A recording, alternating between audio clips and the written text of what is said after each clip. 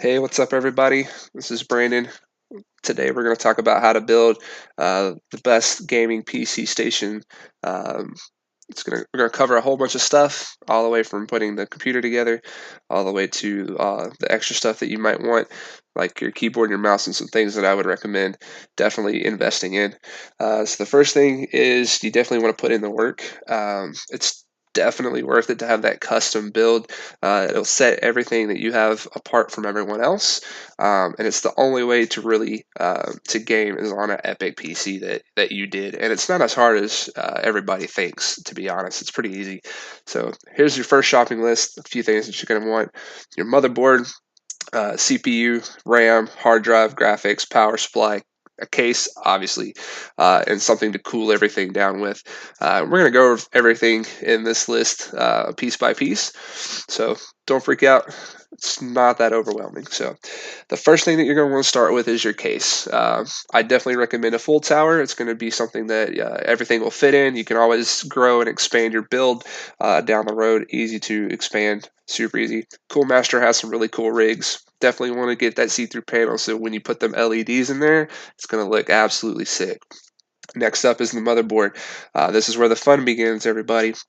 It's going to need to be big enough to handle everything that you're putting in it. So you know if you're going to dual your graphics cards, you're going to make sure you have two of those. Definitely pay attention to what kind of CPUs you're going to put in there, how many sticks of RAMs you're going to put in there. Speaking of the CPU, that's the next. Probably the most important decision you're going to make on this build. Are you going to go with Intel or AMD? Intel is going to be better performance. AMD is going to be a little bit more on the cheaper side, just a little more price friendly. Won't hurt that wallet too much, and it will definitely impact the rest of your build. Next up, you're going to want to know how to cool it down. I recommend liquid cooling, not only because it looks absolutely sick, but it's quieter. You don't have to listen to those fans spin. But if you want to go old school, save a few bucks. Just grab you a couple fans, throw it on that CPU, call it a day. No big deal. Next up is RAM, your memory. Definitely want at least 16 gigs of RAM. That's going to help you run those games smoother, quicker. Everything's going to boot up, process faster, all that fun stuff. And then obviously the amount of sticks that you get is going to depend on that motherboard. So going back to the motherboard, yeah. And then the biggest decision, second biggest one is definitely going to be your graphics. Always do NVIDIA all day, every day. Just don't do anything else. It's just dumb. The 1080 is a good one. Any of those new higher ones you're going to want 1,000 and up for sure. Next up, hard drive, your disk space, all that fun stuff. On the left, you can see a few good little statistics of SSD versus hard drive or HDD. SSD is always going to be faster as far as writing, and then you're going to want, I would say, about a terabyte is a good middle spot. Last thing we're going to need here is going to be something to power this bad boy with. So make sure you get something that's big enough that's going to be able to run everything, but at the same time, you don't want to fry everything by pushing too much power to it. So just make sure you check with your motherboard to see what's compatible. Newegg has a really cool tool that does that. So yeah, now we just put all the pieces together.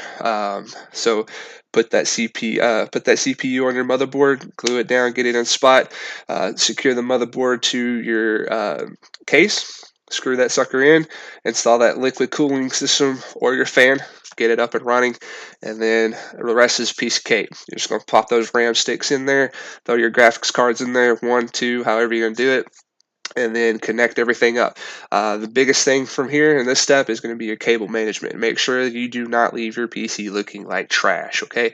You're going to want to zip tie those suckers, clip the ends so you don't have a lot of ends sticking off, and you'll be good to go, okay? Now the fun part, peripherals, your monitor, keyboard, mouse, desk, chair, and headset. All essentials that you need, obviously, stuff to put it on, stuff to help run the game, play your game, all that fun stuff. So up first, we're going to have our monitors. The size and the amount is totally up to you. You can get the curved monitors. I personally run with a curved monitor in front, two monitors on the side, and my TV is mounted behind it, similar to the setup in the picture. Um, I have music on one, my game in the middle, some other, Google up on another one to look up different guides and stuff if I need it. And then obviously your keyboard, definitely want a wired one, always mechanical because you want that feedback. You get extra buttons on there, you can program, you can switch the colors, which is really cool, customize your build a little more. If you don't like the click from mechanical keyboards, you can get different switches to put in there that will soften that sound up.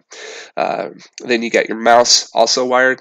Never get wireless, you lose connectivity there sometimes. You can get extra buttons on it to program for keybinds. Also, most of them you can change colors. Also recommend weighted because if you're like me, you throw that hand around a lot and you want something that'll weigh it down a little bit.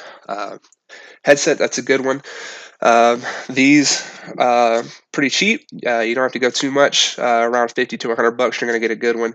You're definitely gonna want noise canceling, so you don't have to hear your friends and family around in the background. Wired or wireless, totally up to you. Doesn't really matter. You're gonna want to make sure you have a good mic on it as well. And then let's see, desk and chair. Yeah, something that's spacious and comfy for that desk. You want to make sure you have enough room to put everything on there. And then, for your chair, get you a gaming chair that has that lumbar support. You're going to be sitting there for a while. Neck support as well. So when you're ready to just, you can just relax. Last thing is when you're connecting your peripherals, don't forget to do your cable management there as well. Keep it classy, guys. Add your lights for fun. Make it your own. Just get creative with it. And yeah, so that's all I have for you guys today. If you have any questions, let me know.